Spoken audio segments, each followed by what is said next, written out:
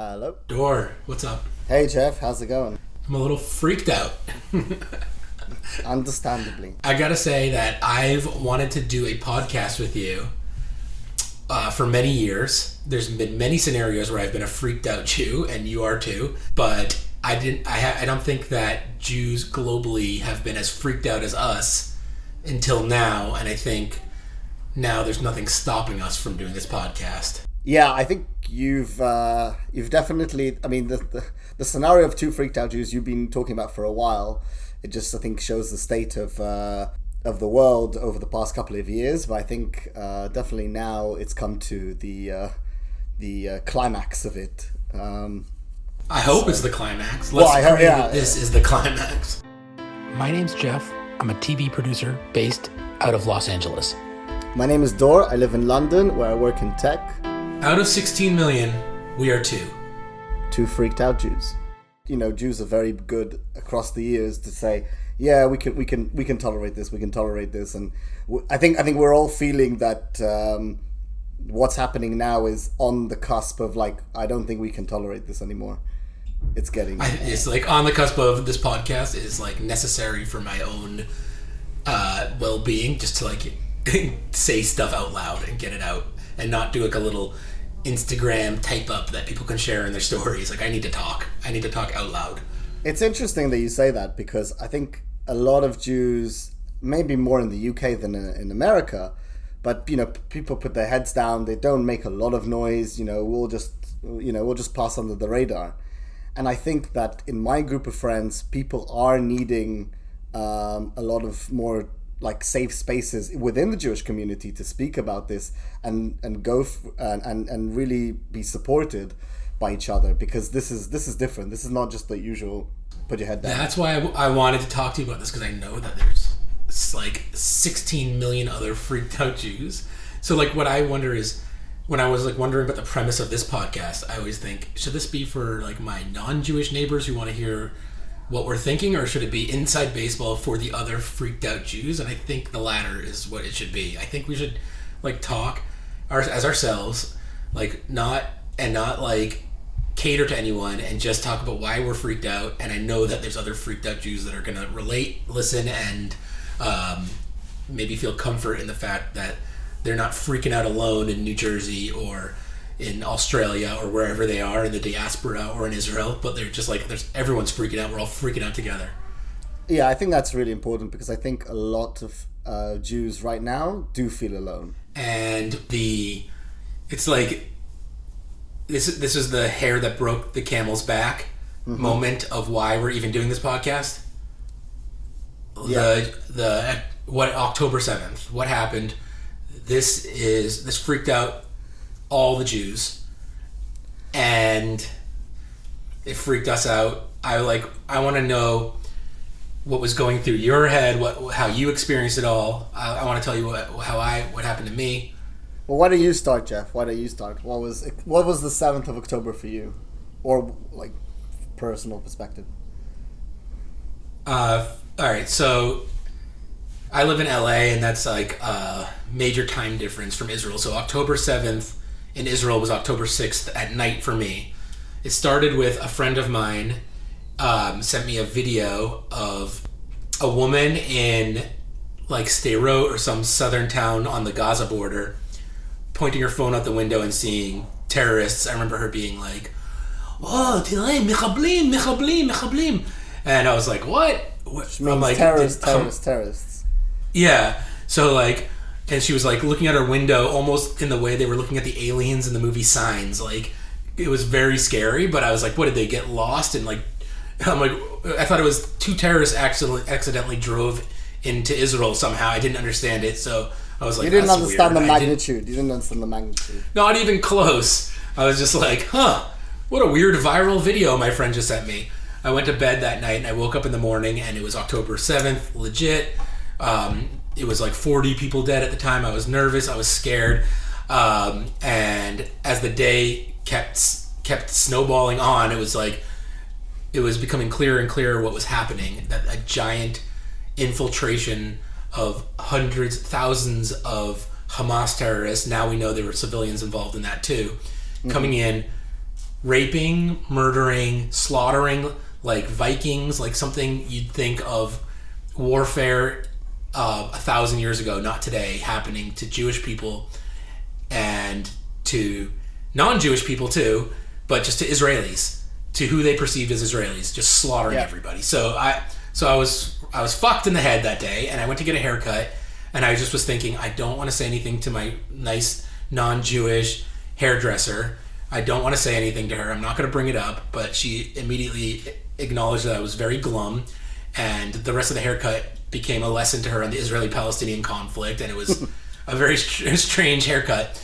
So the next day, October 8th, I think was my lowest point, maybe of my life. I woke up thinking, okay, things are going to be better. I'm going to look at my phone and things are going to be better. I opened my phone and like the magnitude of what was happening started sinking in, and I crumbled onto the floor of my bedroom and sobbed as an adult man, just sobbing tears. That's never happened to me before in a political or in a world news event in my life. I just fell on the floor sobbing into my rug.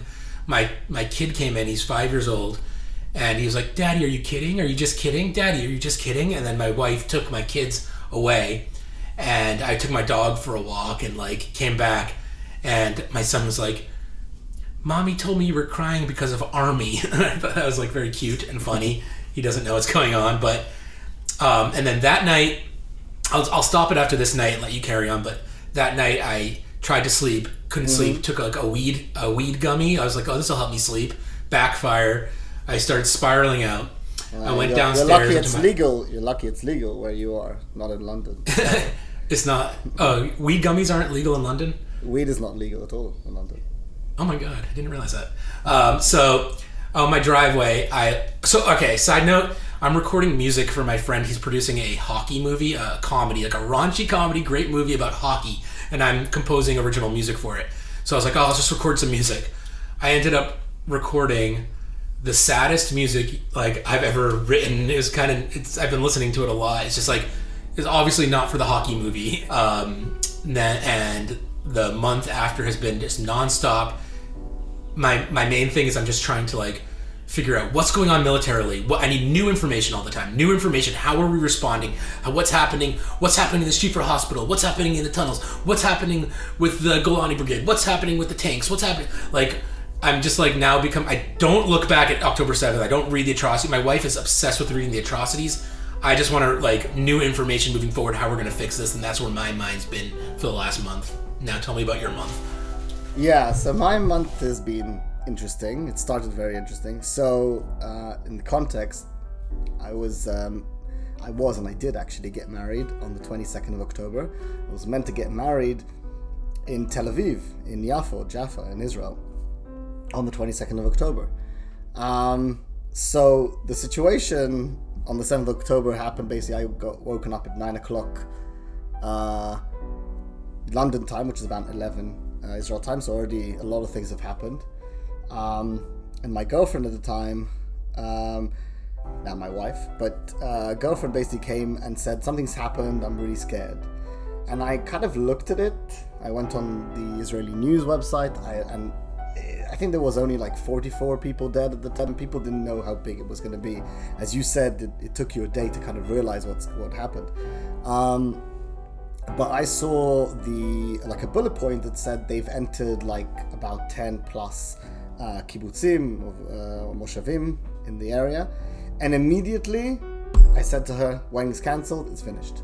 I know what's going to happen now, and I'll tell you why.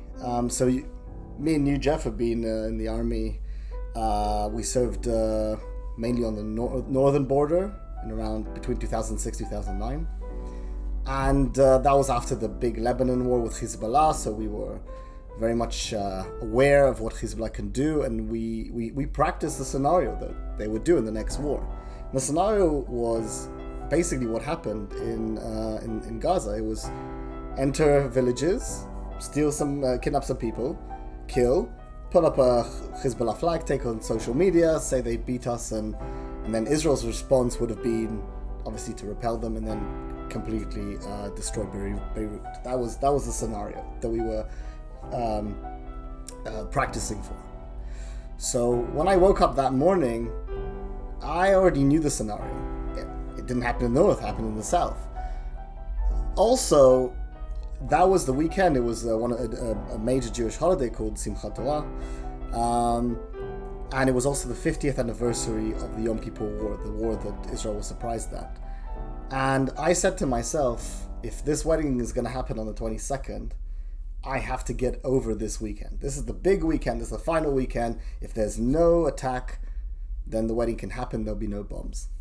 So I woke up in the morning mentally ready that something could happen this weekend, and I knew the scenario. So within 2 hours... Why did you think something could happen on Simchat Torah? So there's always a time which is sensitive to Jews, a good time to attack. Also, there's less soldiers and bases during these times. So I knew that if we get past this weekend, we'll be fine for the year. Worry about it next year, the next round of conflict that happens all the time. Now, when I read that bullet point that they've entered like 10 plus kibbutzim, doesn't matter if the numbers weren't high, I already knew what was going to happen. And within 2 hours, we decided to shift the wedding. I didn't want to do a small wedding. I wanted to do to celebrate. So we shifted it to the UK and started calling people. And just like you said, Jeff, that you were, took you a day. I was calling people and I was telling them, yeah, it's cancelled, try cancel your tickets, everything. And people were like, are you sure? Because this thing happens all the time in Israel. There's a couple of rockets. We'll be fine. There's actually, in May, I think, or around April, there was some rockets and that went down. And that was fine. And I said, no, you guys don't understand. This is the big one. This is going to be huge. Israel's response is going to be humongous. This is going to last until December at the very least. Now it's probably going to last longer than that. But I knew immediately. Unfortunately, I was right. We should have a conversation of what it's like for you as a Jew in London and what it's like for me as a Jew in Los Angeles. Like, these are just perspectives we have that are different, and I imagine you're more freaked out than I am, because I would be more freaked out to be in London than I am in Los Angeles right now. Do you think that you're more freaked out than me? I mean, I don't know how it is. I mean, it's that general perception that Jews are more comfortable and more accepted in America than it is in London. But, everyone has their anxiety. Everyone has their own thought processes. I know campuses in the US are very, very bad. I mean, they're not great in the UK, but they're even worse I think, in America. I mean, I feel super comfortable in my neighborhood, but 4 miles down the road is the UCLA campus, and if I was a Jewish student in UCLA, I probably would feel very uncomfortable. I will say, and the title of this podcast is Two Freaked Out Jews, and you mentioned already that you're trying to get me to do this for a while, and I think that kind of speaks to it. I've been, I guess, to call it freaked out, to use that phrase, to even do the podcast and even use my real name. That's like the extent that the anxiety around revealing your opinions that you're Jewish or anything like that, right? That I had. So even to do this podcast, it's dire straits. It's causing me anxiety. I know. Yeah. I know what you mean. Like pre-October 7th, I would have not gone on anyone's podcast and explained to them my background as a dual Israeli-American citizen who served in the army. I would have been anxious. I was, they're going to judge me. They're going to think I'm this. They're going to think I'm that. Now I just don't give a shit. My gloves are off and my mask is off and I am who I am. And I posted on Instagram this, in the very beginning of this war, a picture of me as a soldier being for those of you who don't know, this is Jeff, who you know from work and from the neighborhood, and I was in the Israeli army, and Israel's a huge part of my identity, and I'm hurting right now. And it was actually the most viewed Instagram story I've ever had. I don't know how their algorithm works, but it was viewed by every follower I have, and my followers wives who they're sending it to, did you know Jeff was in the Israeli army? So it's just I don't know what part of me decided to just it was important for everyone to know that, but that was a natural reaction I had. I think that it comes from the concept of more the British side of putting your head down, getting along with it, keep on, carry on. Keep calm, carry on. Keep calm. Exactly, that kind of stuff. And I think now it's the situation that you can't really keep calm anymore, just from the atrocities that's happened, but also what's happening on the streets. On the streets in London. Exactly. You can't keep calm. So but you do have to carry on, and you have to find out how you're going to carry on in your own way, how you're going to deal with it. And speaking out and giving other people, as I said, community is really important, and a safe space to speak is something, and that's why we're having this conversation. For the normie who's not Jewish like us, what are we scared of? What's happening on the street? Explain to me what's happening in the street in London that's scaring you. I already know, but let's just say it out loud. Well, so this weekend was Armistice Day. So this is a big story actually in the UK. Armistice Day is sort of the Remembrance Day of England for the end of World War II. It's happening the day we're recording. But there was commemoration for this all weekend. It's the weekend where the Palestinian Solidarity Movement and a couple of other organizations decided to do a mass rally. On the streets there were 300,000 people. Mostly peaceful. There was some issues, some examples of and you're talking about anti-Israel, pro-Palestinian rallies, right? Yeah, I mean, to be fair, I would call them pro-Palestinians. There was a lot of anti-Israel in there and anti-Jewish as well, but mostly it was peaceful and mostly it was pro-Palestinian. We can debate the little bits and pieces. To hear you say that's interesting because. I know about the Armistice Day. I've been reading up on it a lot. But in social media, it's just projected at me that the entire thing is just anti-Semitic, waving anti-Semitic flags, all Jews in the wastebasket, not swastikas, Hamas bands. What I'm being fed on social media is heightened, is what you're saying? Heightened fear? Look, I'll be honest with you, and there's debate on social media around the concept of from the river to the sea, which is a chant they chant. Again, I'll say my honest opinion. I don't care what they say. That's literally something that is calling for the eradication of the Jewish state. It's calling for a one-state solution. Therefore, it's going to eradicate Israel. Therefore, the Jews that live there, they can go to hell. That's what it's calling for. It's hidden behind some kind of intellectual human right agenda, but from the river to the sea means, right? No more Israel. So that gets chanted. By everyone. Well, it gets chanted by, I don't know, by everyone. I wasn't there. I didn't hear it. But you definitely have people wearing Hamas flags. You definitely have people saying, clean the world of Jews. There was a sign I saw on the news which was like a Jewish Star of David mixed with a Nazi symbol, which, right. All these kind of things that invoke anti-Semitic motifs.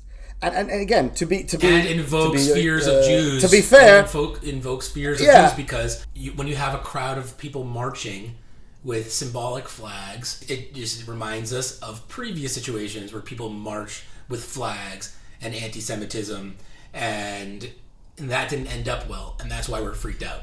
Is that fair? Oh, 100%. At the end of the day, people can march and with solidarity for Palestine. That's fine, but the way that they do it is really important, and it can't create fear within the Jewish community. That's part of their issue, and most of the people there, I'm sure, they were fine. They were not maybe shouting from the river to the sea, but you know what? They tolerated it. Because it's easy to see the people wearing Hamas flags, the Star of David in the thing. These people tolerate it. And if you're a normie, who just saw the news and cares about Palestinian civilians, and you're amongst people who are chanting things that are anti-Semitic and violent, even one would expect the normies to pack it up and go home and be like, ugh, this is making me feel uncomfortable, but they don't seem to be doing that.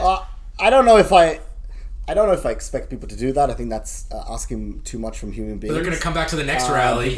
If I was at a rally that was pro anything, and there was all of a sudden neo-Nazis coming to the rally and being amongst me, I would be like, I am not going to that rally tomorrow no matter what.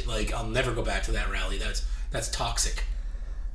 But I think you're 100% right. I think if you're comfortable to be in that environment, I know you want to protest solidarity and for Palestine, and that's 100% fine.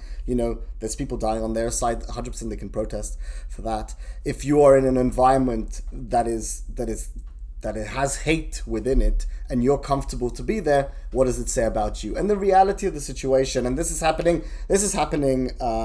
weekly so far in London on every Saturday. I can tell you, and I've spoken to a bunch of Jews and my friends in London, no one is going into central London on Saturdays. So you can say, if they're free from the river to the sea, all these things. You know what they've achieved? Central London is Jew-free on Saturdays. On Saturdays. So from the Thames to the Atlantic, Palestine is free right now of Jews. Well, I don't know if I on Saturdays. On Saturdays, I know that people and there's been anti-Semitic incidents around London because, of course, when you have these marches again, and I say there is a way to conduct them in a good way, but when you have these marches, it does embolden, especially the ones that preach hate and preach violence. There was a house with a Jewish house where the Mezuzah attacked, paint was thrown in.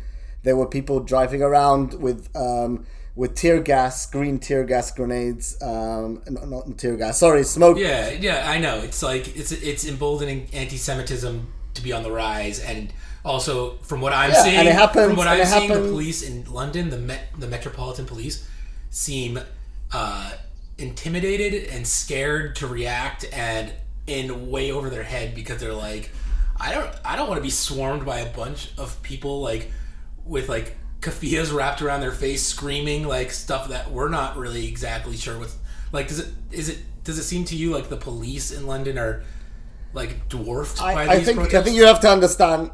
I think you have to understand the British. The British will do everything by the book, and by the book, it's very, very difficult to fight this. They've already come out and said that there isn't enough legislation in the UK to deal with this. There is terror legislation, but there isn't enough to deal with calling for or disguised hate crime. They cannot do anything.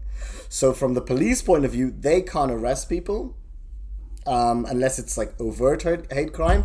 They can't do it. So even though they know, and there was a report a couple of weeks ago that there was a group who was affiliated. I forgot the name of it. It's a sort of a terrorist group called like that in Egypt, for example. But they couldn't do anything with the law in the UK. The police said you have to update the law so we can do what we want. We are openly telling you this is an issue, and yet we're going to do things by the book. We're not going to arrest people if we don't have the power to, and we're not going to arrest people if we don't have the power to convict them. They'll just put them in jail, take them out the next day. So I think there is something happening in Western democracies that kind of lets people get away with it. I know in America you have the First Amendment. You can say whatever you want. It's easy. You can't call for incitement to hate. I think that's the limit of your free speech. In the UK we don't have the First Amendment, so they can actually be a lot more tough on this. And yet the laws in Western countries don't allow for this because of I get liberalism. Yeah. What we want to continue. I want to talk to you about when you were talking about how these marches are emboldening anti-Semitic incidences. An interesting thing that I'm seeing here is that these marches are emboldening right-wing anti-Semites like David Duke of the KKK. He's like a grand wizard of the Ku Klux Klan. There's this white nationalist anti-Semitic group called the Goyim Defense League. They're enjoying this. They're even joining in on the marches. And there was a Vice piece saying something along the lines of trying to separate these right-wing anti-Semites from the anti-Israel, I would call left-wing anti-Semites, and trying to separate them because the Western media is allergic to lumping in right-wing anti-Semitism with left-wing anti-Semitism because it kind of shines a light on how similar those two things can be. I mean, we could have a whole discussion about far right and far we left, should. We should do an episode on it. I would say that it's really interesting what's happening. I mean, I just read this morning that in France they're going to have a rally against anti-Semitism. and for the first time ever, the French far right. They were called the National Front. Right. Now they're called the National Is this Rally. Le Pen? The There's a Marine Le woman, Pen. Le Pen, yeah. Le Pen's party, which they come from a history of Holocaust deniers and Anti-Semitism. and all these Yeah. things. But exactly, but they're going to join the march against anti-Semitism. But interestingly, the far left is not joining because they say it has it's I don't know how they put it exactly, but it basically has solidarity with Israel and Okay, they use therefore fancy they don't words join to it. not join. I got it. Yeah, so you get a situation here that I mean, and we can go into this in another Right. time. What's happening with the far left and the far right? But I will it's say super in interesting, the and I- past when we were gonna have this, like when we talked about doing a podcast about two freaked out Jews over the years, left wing anti-Semitism Yeah. has always been something that I've had my eye on very closely. My very close loved ones, like my wife, who like refused to see it or didn't want to believe it, or my friends on the left didn't want to believe it, thought I was being fringe, but now all of them are with, not only like have opened their eyes to it, some of them have gone to the right of me and are like having a knee-jerk reaction about like feeling so betrayed by the left, which rightly so they should. And that's another interesting phenomenon I'm sure a lot of Jewish people in different communities are experiencing. Left-leaning Jews waking up to what us centrist type alarmists have been eyeing for years. And as I said, we probably should talk about this in deep, but it's something that it's propped up. It's something that I felt with we had Jeremy Corbyn in the Labour Party coming up, definitely highlighted this front and center, and it's very concerning because the left used to be the home for the oppressed, for the minorities, for the Jewish people, and now it's not. And if you have to come to the right, you're like sort of dancing with the devil. Yeah. No, I'm not saying anyone should be on the right. Right-wing anti-Semitism is disgusting, and it's so there. I told my my parents are kind of right-wing these days. I grew up classically not, but like after 9/11, they have moved to the right. And I told them for years, I said these right-wing people aren't your friends. Like, and I've been telling my friends on the far left, I'm like these left-wing people aren't your friends either. And why am I so smart? That's pretty much what I'm asking. Why am I so smart? Sadly, you could say sadly you're so Sadly, smart. I'm a genius. Sadly. But so it's very complex, and I think it's worth to dig into. And I think the world, while you have been smart about it, and even you said some of the people around you, even Jewish people, haven't seen it yet. I can tell you that the majority of the world hasn't seen it. It's a problematic issue. We'll come back to it. All right, I do want to dig into why I can just see the world more clearly than everyone, but we'll move on. Something I want to talk about is thinking about your wedding being planned on after this pogrom. It reminds me of things that would have happened pre-Holocaust. A wedding was planned but had to move because there was a pogrom. It's a familiar dot in the thread of the Jewish people. And I've been having a lot of something that's a reason I'm a freaked out Jew is because a lot of conversations and scenarios I've been experiencing since then have been reminiscent of what I think conversations pre-Holocaust, pre-Spanish Inquisition, and pre-this, pre-that, it's familiar dots in the thread of the Jewish people. After October 7th, my son got off his bike and went to my neighbor's backyard. Really good people, such close friends, not Jewish, not connected at all. And they were having a tea party in the backyard with other friends of theirs. And they were so filled with joy, and I had the darkest cloud around me. And I was like, oh, this is a familiar feeling. This is a familiar feeling. This is a feeling that German Jews might have felt in the early days of World War II. Having to take my son, get him on his bike, get out of there just because I didn't know what to say to anybody, and they were so oblivious. Have you been having experiences like that? I think it's something that human beings do really well. I think that we adapt to all scenarios.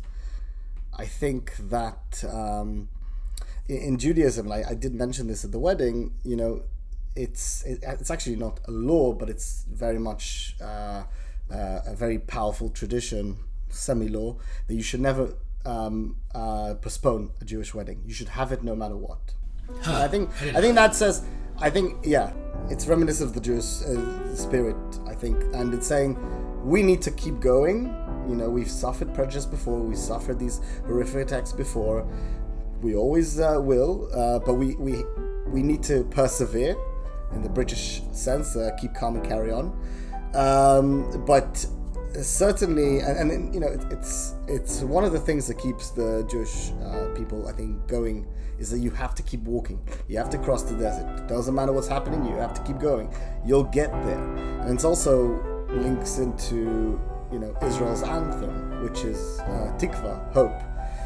Jews never lose hope that it will get better, that we will survive, that we are. And we have proven ourselves throughout history. So we don't postpone. We can have, part of our head is going to say, I'm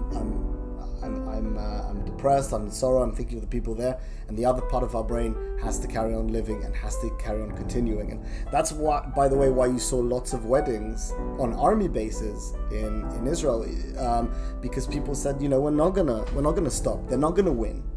They're not gonna win. Terror is not gonna win, not even here.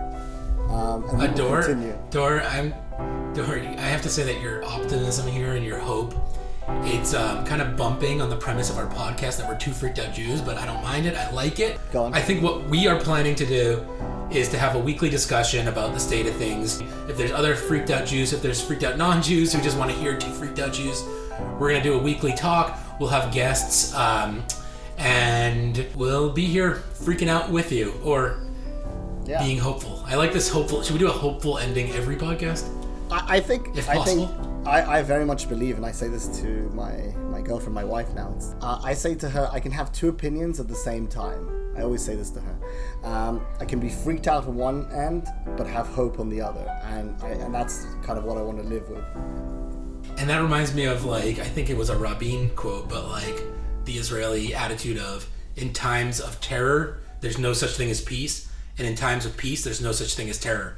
So, I think that aligns with what you're saying. Good chat, Jeff. Catch you next time. Good chat, Dor. My name's Jeff. I'm a TV producer based out of Los Angeles. My name is Dor. I live in London, where I work in tech. Out of 16 million, we are two. Two freaked out Jews.